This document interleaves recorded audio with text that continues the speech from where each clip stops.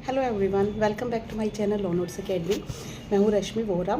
आज मैं आपको विकेरियस लाइबिलिटी के बारे में बता रही हूँ, जो कि कॉन्ट्रैक्ट लॉ यानी कॉन्ट्रैक्ट एक्ट का एक पार्ट है। विकेरियस लाइबिलिटी यानी जिसको कि हिंदी में प्रतिनिधिक दायित्व भी बोला जाता है या पर्याप्त दायित्व भी बोला जाता है। इसका मीनिंग मैं आपको बताऊंगी विकेरियस लाइबिलिटी होती क्या है।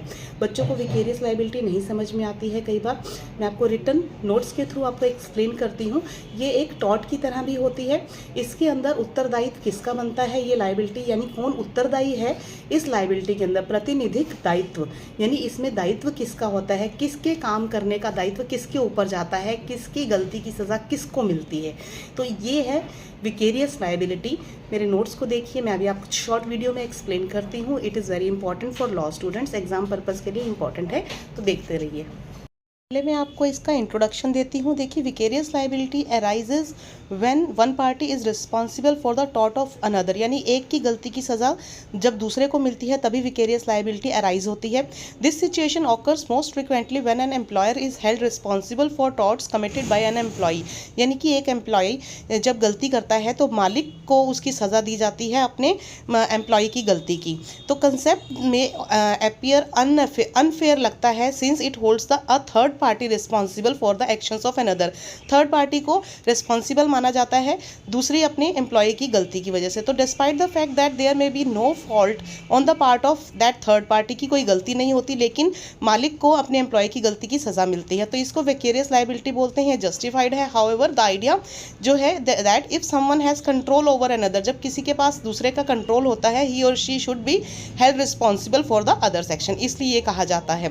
ठीक है, देखिए अब मैं आपको इसका विकेरियस लाइबिलिटी का मीनिंग बताती हूँ कि विकेरियस लाइबिलिटी एक डॉक्ट्रिन है दैट एन एम्प्लॉयर, इसमें एम्प्लॉयर लाइबल माना जाता है अपने एम्प्लॉय की नेग्लिजेंट परफॉर्मेंस, यानी उसकी गलती की सज़ा जो है मालिक को दी जाती है। देयरफॉर इसलिए कहा जाता है employ in his or her role has a duty of care, यानी ड्यूटी है उसकी एम्प्लॉय की केयर करना to another party, and that employ breaches that duty of care. अगर वो ब्रीच कर देता है अपनी ड्यूटी, यानी कि उसको जो ड्यूटी दी गई है वो अगर पूरी नहीं करता है, उसकी वजह से किसी का नुकसान हो जाता है, तो एम्प्लॉयर को भी उसकी सज़ा भुगतनी पड़ती है। इसको मास्टर सर्वेंट का जो प्रिंसिपल है वो इसके ऊपर अप्लाई किया जाता है, इसीलिए बोला जाता है मास्टर सर्वेंट का।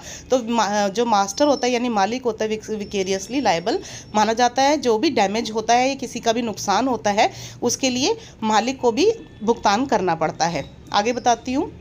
विकेरियस लाइबिलिटी जो होती है इसके अंदर देखिए इसके एलिमेंट्स बता रही हूँ। इसमें एम्प्लॉयर और एम्प्लॉई का रिलेशनशिप होता है विकेरियस लाइबिलिटी के अंदर। इसका स्कोप और कोर्स ऑफ एम्प्लॉयमेंट देखा जाता है और टॉर्शियस एक्ट एंड ऑफ नेग्लिजेंस देखा जाता है। तो ये दो मेन एलिमेंट हैं इसके कि विकेरियस लाइबिलिटी के अंदर एम्प्लॉयर और एम्प्लॉई का रिलेशनशिप होना बहुत ज़रूरी है।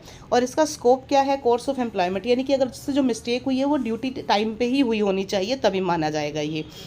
लाइबिलिटी डील करता है विद सच केसेस, ये स्कोप बता रही हूँ, ऐसे केसेस जहाँ पे वन पर्सन लाइबल होता है दूसरे के एक्ट के लिए।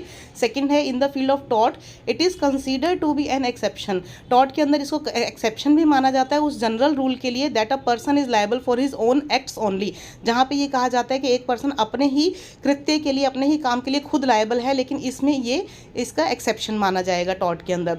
और नेक्स्ट है it is based on the principle of क्वी फेसिट पर से पर एलियम फेसिट पर से।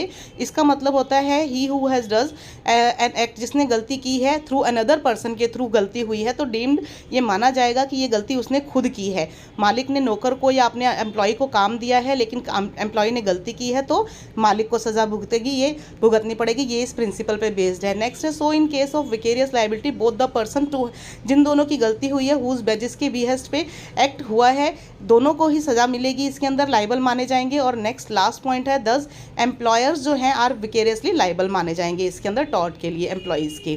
तो ये है कमिटेड ऑफेंस।